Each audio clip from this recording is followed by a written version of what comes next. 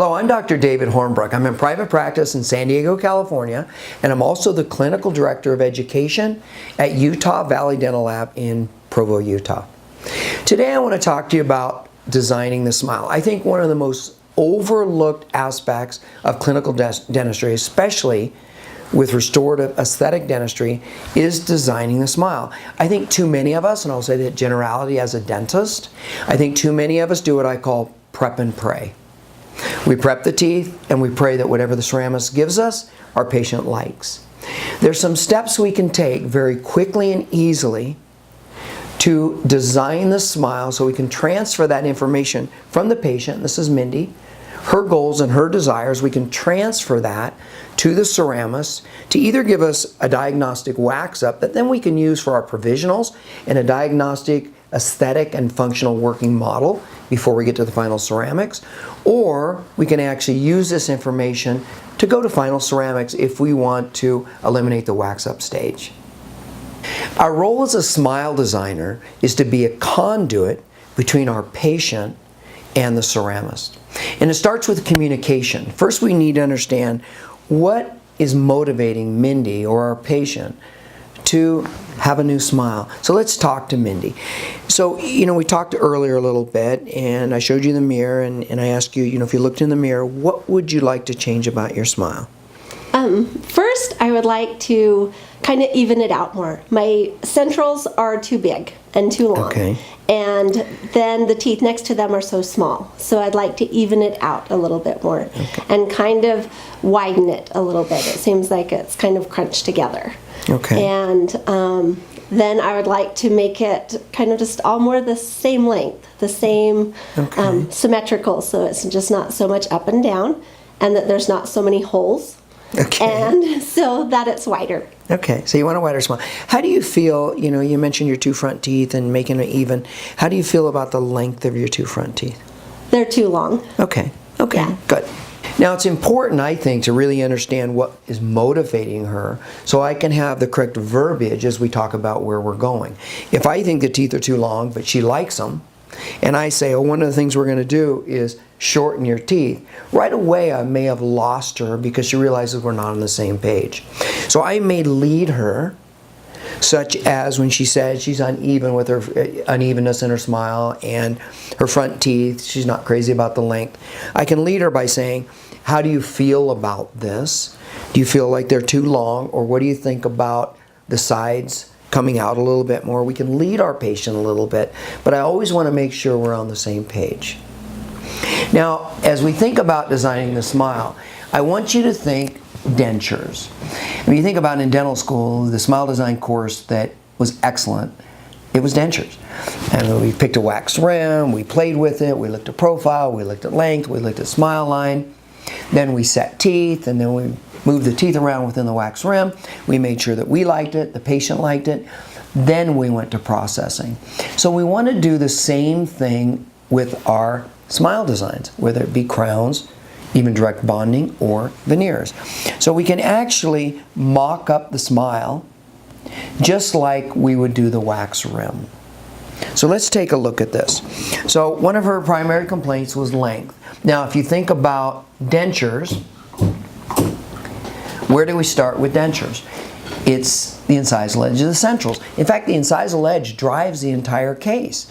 The position of the mesiobuccal cusp of the first molar is driven by the buccal cusp of the second premolar, which is driven by the buccal cusp of the first premolar, which is driven by the canine, which is driven by the position of the incisal edge of the centrals.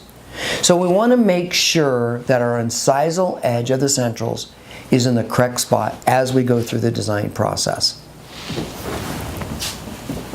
So let's go ahead and look at these teeth intraorally. I like to use an Optrogate. Optrogate is manufactured by Ivoclar. It's actually a non-latex cheek and lip retractor. The best way to put these on is just take a little bit of water, shake it. You hold in the center ring. It has an inside rigid ring and an outside rigid ring. So open for me, Mindy. You squeeze in the center of the inside ring, slide underneath one cheek, underneath the other, below the lip on the lower, close down a little bit for me, and then under the lip. So it gives me great visibility, and it's pretty comfortable. I can also have her close and open, bite down, open, bite down. Is it pinching here at all? Okay, great. All right, so let's look at the central incisors. So how do we know where the incisal edge should be? Well, there's lots of indicators. The first one I like to use is what we call the 22 millimeter rule. In a lot of PROS programs and people that do a lot of dentures, they set their incisal edge 22 millimeters from the buccal flange of the denture. Now, the fact that we don't have a denture, we're going to envision where would that buccal flange be. So we use a ruler. This ruler is actually, it was designed by Dr. Mark Montgomery and myself for our occlusion courses. It's available from Panadent, and it's designed so that we can check not only incisal edge length, but also the width and length ratio of the central incisor. And also it gives us vertical opening, lots of different measurements, again from Panadent.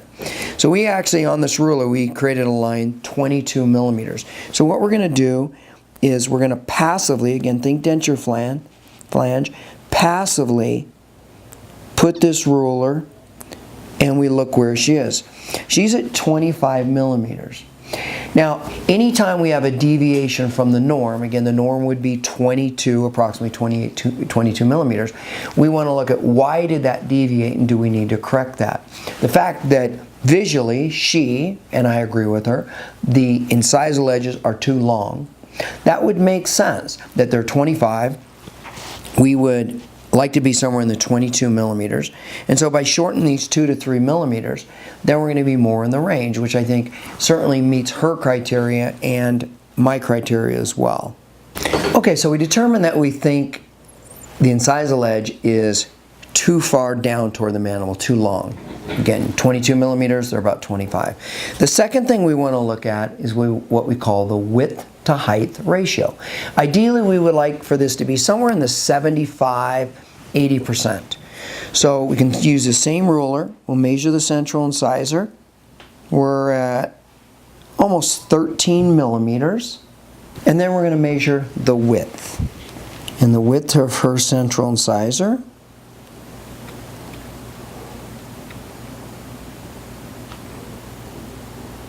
is 7 millimeters. So we have a 13 millimeter height, a 7, a little over a 7, so let's say 7.25 width. And that gives us less than a 60% width to height ratio. As we look at her teeth, and she said this as well, she thought the teeth looked, especially the front teeth, long and narrow. So right away as we go in and we shorten this incisal edge, we're going to accomplish two things. One is we're going to get that incisal edge closer to the 22 millimeters, and we're going to improve on the width to height ratio. The next thing we're going to talk about is patient's desires, obviously, and we had this conversation already that she thought her teeth were long and narrow. Lots of times our patient may not know that, or they may come in with photographs where the teeth are short and square or extra long. So again, once we determine these ideals or close to ideals, then again we need to have a conversation with our patients. What are their desires? So again, we're always on the same page. Now, because the incisal edge is the most important aspect of this entire smile, there's other things we can take into measurement as well. So if we reduce these teeth 3 millimeters, that puts us at 10, and we're at about 7.25 in width.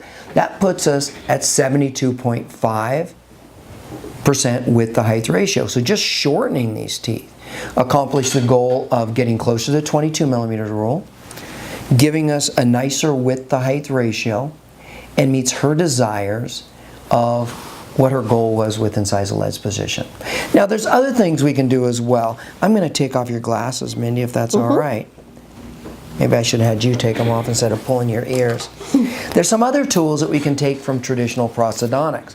Some of you may recognize this. It's called a TrueBite Tooth Indicator Guide from Dentsply TrueBite. Typically you can get it from your laboratory. I know Utah Valley Dental Lab can get this for you. Very inexpensive, gives us lots of information. So as we determine what length, so if we shorten 3 millimeters, now we're at a 10 millimeter central.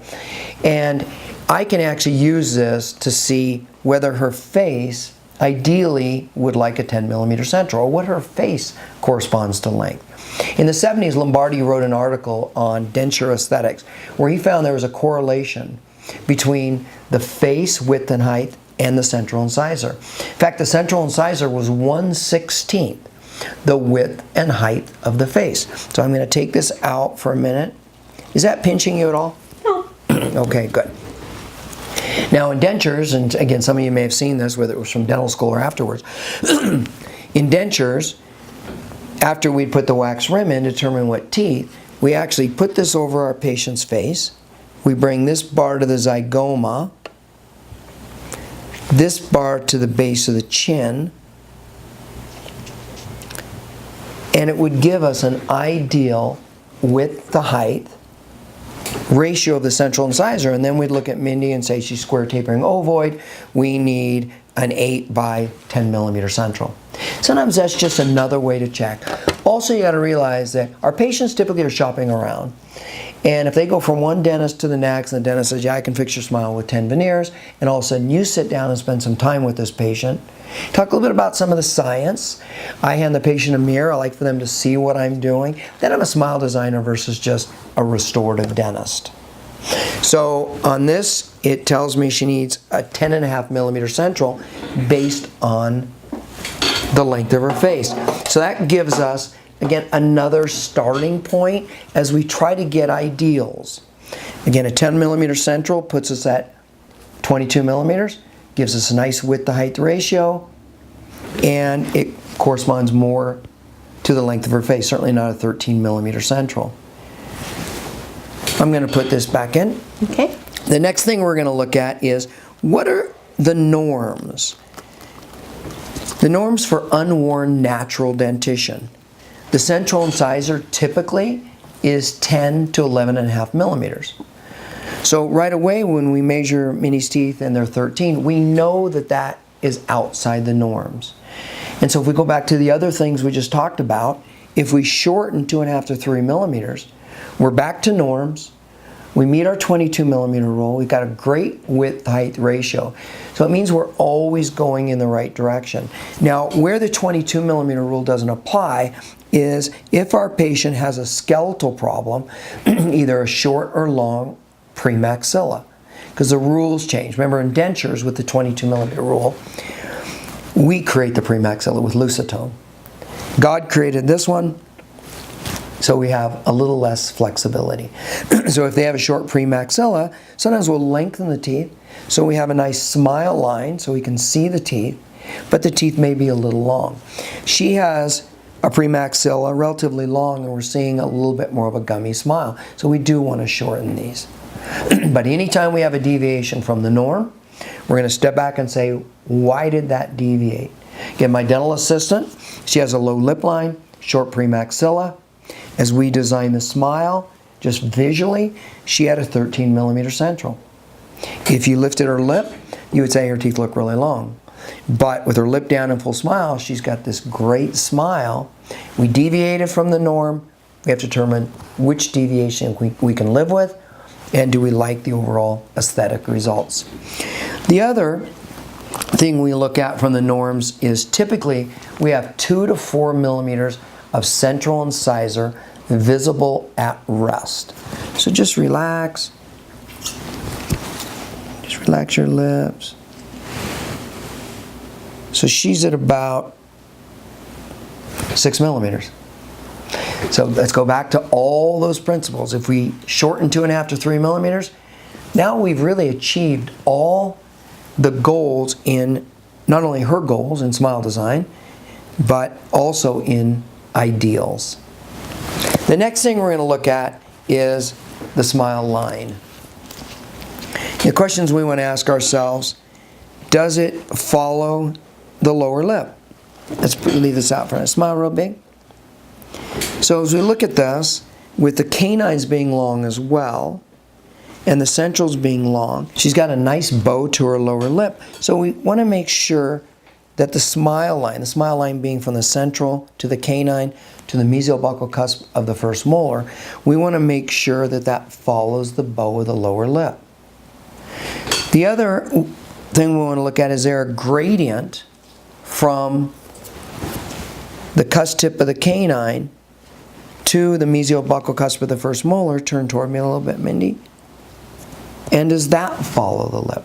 Again, her canines are long, her premolars are short, and she kind of talked about that, the stair step.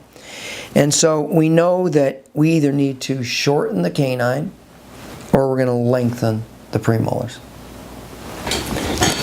So with denture aesthetics, we're doing the same thing. We're changing that wax rim. The next thing we're going to look at is incisal edge inclination. And as we look at her, ideally we would like this incisal edge to be parallel to an interpupillary line. And we've all had cases where you've seen natural dentition where that's canted.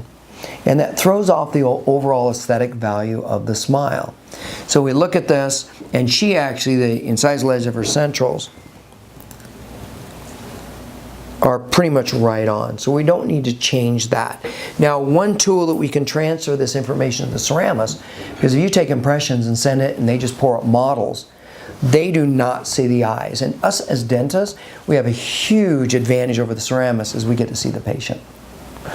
And so one way that we can transfer the interpupillary line is with what we call a stick bite. And what I do is I just take a bender brush. This is from Centrix.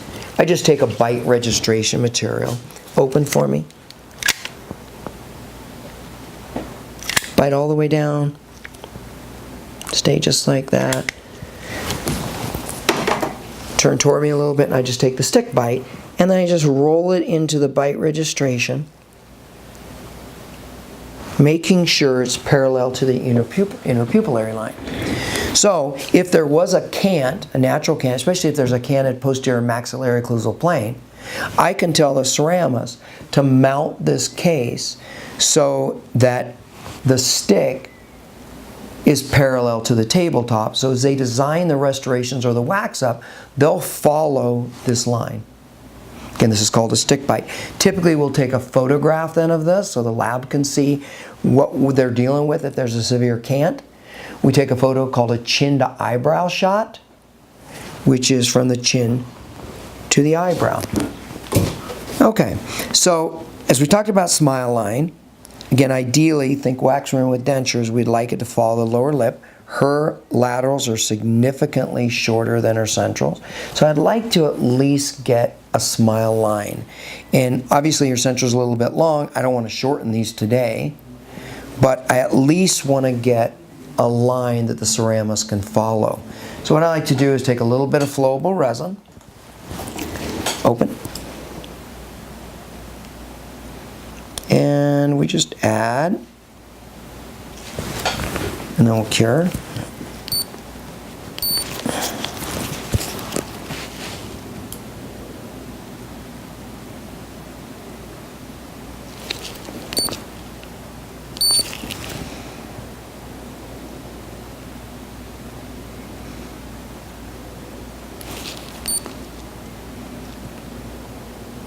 Turn toward me a little bit.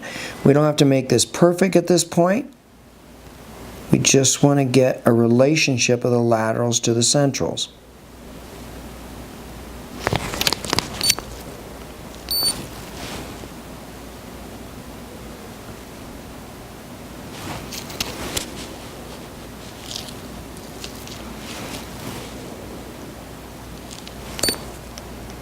You okay? Mm-hmm. Okay, good.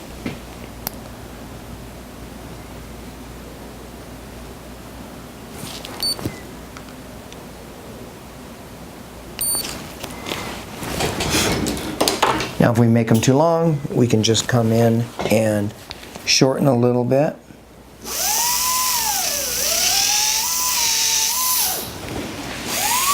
At this point, I don't need to make them like direct bonding like actual teeth. I'm just getting a relationship of the incisal edge to each other.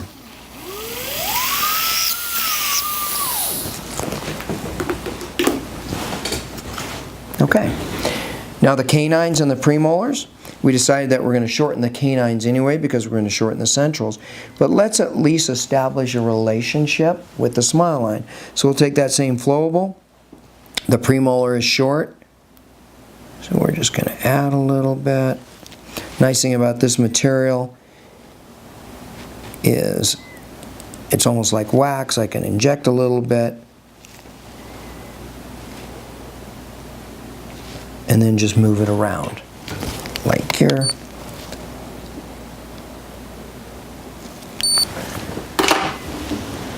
Okay. A little bit on the other side.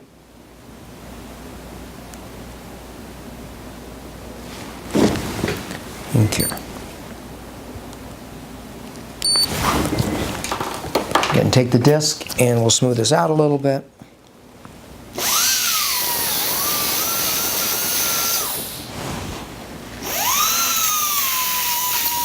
Good, good. All right. The next aspect is the profile. You know, we all have pet peeves in our smile design, or when we look at smiles. One of mine is profile.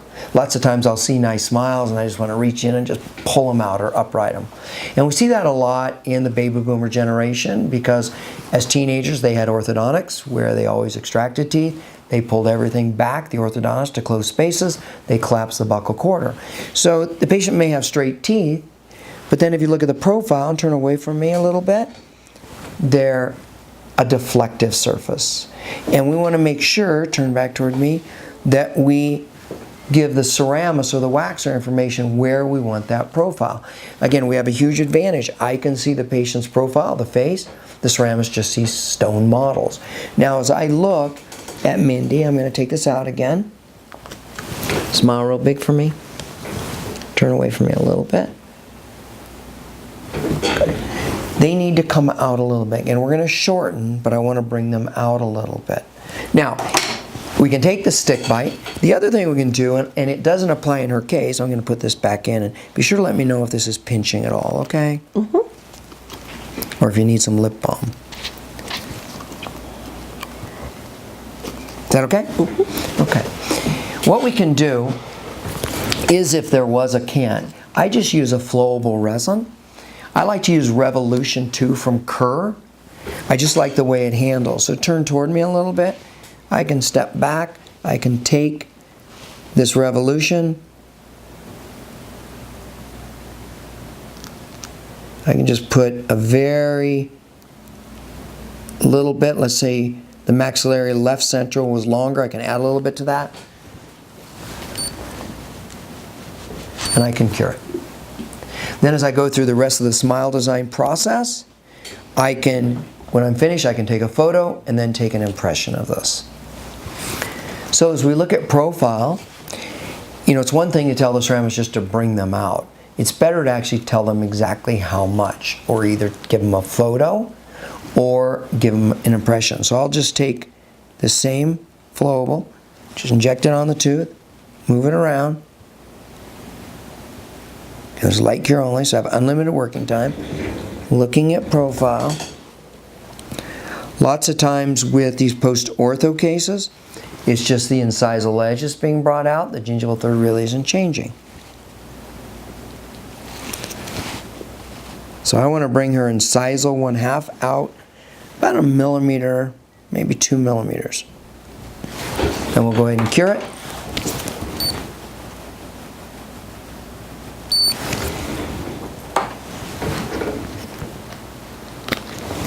Smile for me. Good.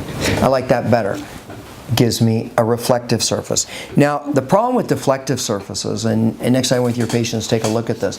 When a surface is deflective, it always looks darker and smaller than it actually is. And so our patients are coming in and they want this Hollywood white smile, and you make it a B0 or a B1, and it's deflective. It'll never look as bright as that B0. And if we can upright that, it'll look like that bright smile that our patients want. So really be concerned about that and pay attention to that. Now at this point, we can always also take a profile photograph. Or we can flick this off, pop this off, and we can measure it. Then I can tell the waxer or the ceramist, bring out the facial incisal, 1.5 millimeters or 2 millimeters. It's exact measurements. So let's put this back in. You're still doing okay, Mindy? Mm-hmm. The next thing we're going to look at is midline. Again, we'll see patients with a slight midline cant. Again, if we just took impressions, sent to the lab and said, do a wax up or make ceramics, they'll just follow that existing midline. Again, we have our patient in the chair. So we can look at our patient, smile for me, and see, does it bisect the face? Is it perpendicular to the interpupillary line? Now hers is pretty much right on, but let's say it wasn't. What I like to do is, again, I need to give the ceramist exactly the angle of that. I can actually take the flowable. I can fill in her existing midline. Or let's say there's a large diastema. I can fill it in.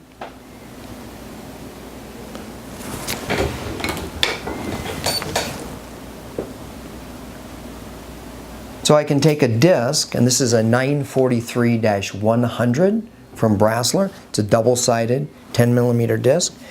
Turn toward me a little bit. I can just stand back. I can look at the long axis of her face, and I can just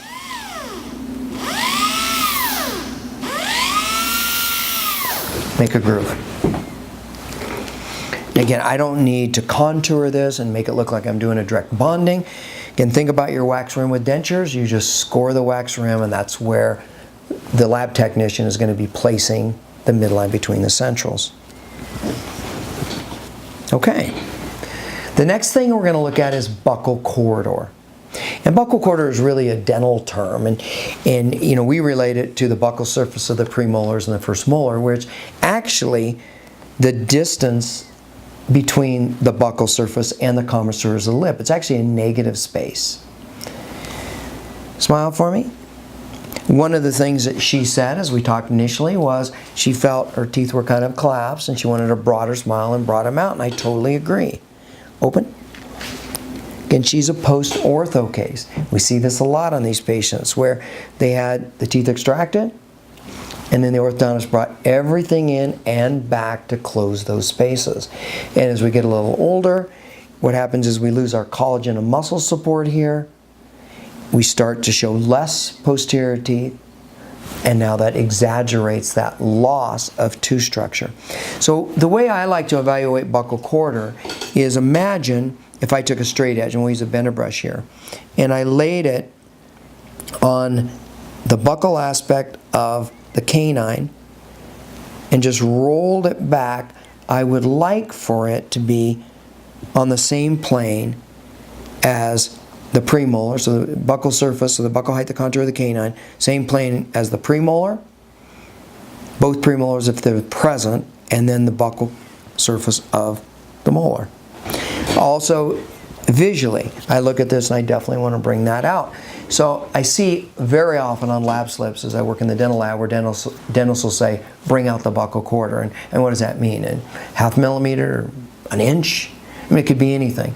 Again, we have that advantage. So I can take the flowable and I can just add, again, almost using it like a wax.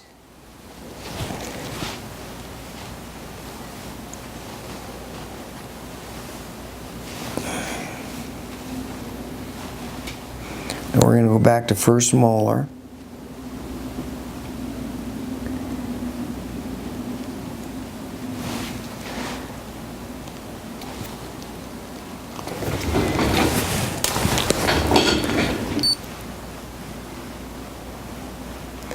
Light cure. I'm going to take this Optigate out. Smile for me.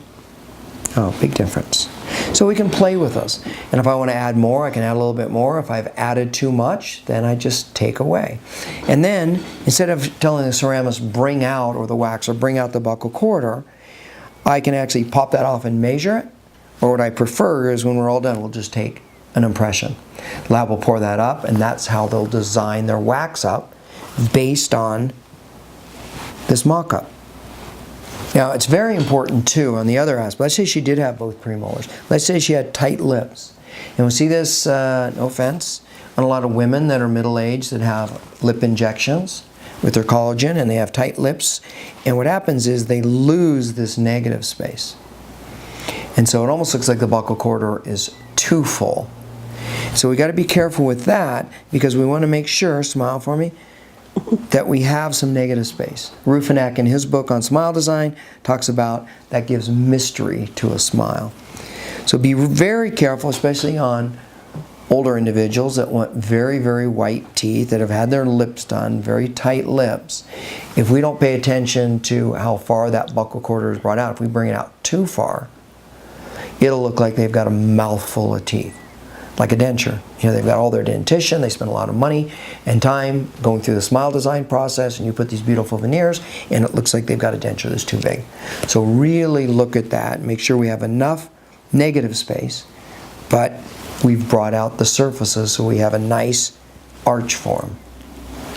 The last thing we're going to look at is gingival tissue. Open for me.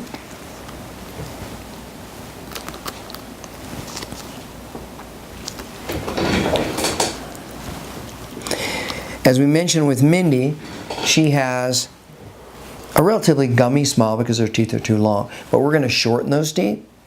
But let's say she had a gummy smile, but the teeth were not too long. And if we were going to shorten those teeth a little bit because of the incised ledge being too far toward the mandibular arch, and they would be too short, and then our width-to-height ratio would not be favorable, then we may have to take soft tissue away to get a nicer width-to-height ratio. That's not the case with her, because even if we shorten 2.5 to 3 millimeters, we have a width-to-height ratio of about 73%, and we have a 10 to 10.5 millimeter central. Well, let's say again we shorten, now we're doing 8 millimeter central. Do we want to take tissue away? So when we evaluate gingival tissue, if we decide we want to take gingival tissue away, we do have to take some measurements. We can't just randomly say, she has a gummy smile, let's take 3 or 4 millimeters of tissue away, because we could violate biological width, and this could be a situation where she really needs crown lengthening. Now, a very easy way to do this is we just take a periodontal probe, and what we'll do is we're going to measure. Remember, we're going to bring up these incised ledges about 3 millimeters. We're going to keep the width to height ratio somewhere in the 75%, but in order to eliminate some of our gummy smile, we may want to bring up her tissue a little bit. As we look at this, I numbed her up a little bit. Just pretend I did. And I'm not measuring pocket depth. Assuming she has enough attached tissue, pocket depth is irrelevant. I'm measuring the distance between free gingival margin and osseous crest. So this is why I like to numb my patient, so it's not uncomfortable. We're going to pop through pocket depth. She's at about 4 millimeters.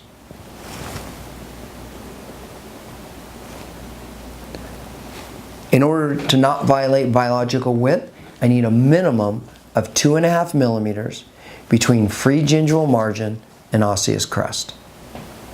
The other thing we're going to look at is gingival symmetry. Turn toward me a little bit. Lots of times when we have malpositioned teeth, one of the laterals or one of the centrals, the tissue height may be at a different level. Again, I think too many clinicians are what I call tooth doctors. They look at teeth and they can fix teeth. They don't pay attention to the tissue levels. And the tissue levels, in my opinion, the gingival tissue is like the matting around a fine oil painting, the teeth being the oil painting. So in her scenario, because her teeth are relatively straight, there's not a lot of gingival asymmetry. But let's assume that the right lateral, because it was set back, had a lower gingival height. So we'll go ahead and probe to make sure that we can at least bring that up to match the contralateral. So we'll go ahead and probe. Again, she's at about 4 millimeters, which means I have about 1.5 millimeters of play. So I look at this, and if this lateral was 1.5 millimeters shorter, then I know that I can bring that tissue up. Now, I don't need to do that today, but I do need to tell the ceramist or the waxer, because the primary goal with this smile design is to provide information so the lab can give us this great wax up. So if I know I can bring this tissue up either with a scalpel or a laser, and we prefer a diode laser for this, is if I know I can bring that up, then in my instructions I can tell the ceramist not only all the other criteria, what I want to do with incised ledge and smile line and buccal corridor, at midline and inclination, is bring up the gingival contours, the apex, or to the zenith of the tissue of the right or left lateral, bring it up 1.5 millimeters. Then they'll do it on the model. They'll wax to that. And then on preparation day, I can go ahead and remove that and then transfer the wax up. Lots of information. All right, so what do we do with all this information? Some of you may be saying, God, that's a whole lot of stuff. You know, obviously in this teaching exercise, this took me a lot longer than it would in my private practice. This is typically a 15 to 20 minute visit. But what it's giving us is so much more information. Another one of my pet peeves is dentists that waste money with laboratories. You know, patient comes and says, I wish my teeth was straighter or shorter, or wish spaces were closed, things you talked about. They brought in, I say, oh, I can absolutely do that. Let me take an impression and get a wax up, and I'll meet with you in a couple weeks and let's look at it. We get it back and it's a beautiful wax up, and the patient says, wow, you can do that? Yeah, absolutely. That wax up doesn't really do anything for me other than it sold the case or created value for the case. If I spend this 15 to 20 minutes just giving the laboratory information so I can have a wax up that ultimately will be pretty close to the final ceramics, not only will that help sell the case or create value, now I can use that same way. It's the same amount of money I just spent. I can use that same wax up to be utilized for provisionals and final restorations. So what do we need in order to get an ideal wax up? What does the ceramist need? Again, I want you to think wax rim. The first thing, length of the centrals. Where do we want that incisal ledge? On her, I would tell the lab, reduce the incisal edge 3 millimeters. Give a length of a central. I want a 10.5 millimeter central. The next thing is our smile line. Now, verbally, I may say bring down the laterals to 0.5 millimeters shorter than the centrals. Make sure that the incisal edge of the canine to the mesial-buccal cusp of the molar is a nice gradient. Or, as I did in Mindy's case, I'll go ahead and mock it up. I'll take an impression. I'll say match the mock-up provided. The third thing is facial profile. Again, we talked about the importance of that. Again, as we look from her profile view, if I added to it and I take an impression, again, I can either pop that off and measure it and say bring out the profile or the facial surface of the centrals 2 millimeters, or I can just have them match my impression that I took of the mock-up. The fourth thing is incisal edge inclination. Again, Mindy's is right on, but if there's a cant, one is in my lab slip, and I'll give you an example at the end of this video of my lab prescription for this case, is if there's a cant, I want to tell the lab in the lab slip, notice cant. Leans to the left, or the right central incisor is shorter than the left, which gives that cant. We're going to go ahead and fix it with the flowable. We take an impression. The fifth thing is midline inclination. Again, hers wasn't too far off, but we can fill that in, take that 943-100 disc, create a new midline, take an impression, give that to the ceramist. The sixth thing is buccal corridor. We talked about that, bringing it out. Again, we can either pop it off and measure it and tell them bring it out 1.5 millimeters, or we can just take our impression, they can match it. And then our last is gingival contours. Any gingival changes we want to make for the wax up. So those 7 principles are going to change the way you do dentistry. And it's so important because now we're getting wax ups from the laboratory. They're absolutely beautiful and provide us a framework to design our final restorations. I hope you enjoyed this, and I hope this enhances the quality of care you offer your patients. I know once you incorporate these principles, and at first it may take you a little bit of time and you're going to have to look at a checkoff sheet. After you incorporate these principles, you're going to appreciate the type of smiles that you can provide your patients. Any questions you may have, you can always email me at david@hornbrook.com, or you can go to my website at davidhornbrook.com. We're providing some very cool and fun live patient courses this year, both in San Diego and Utah. We'd love to have you join us.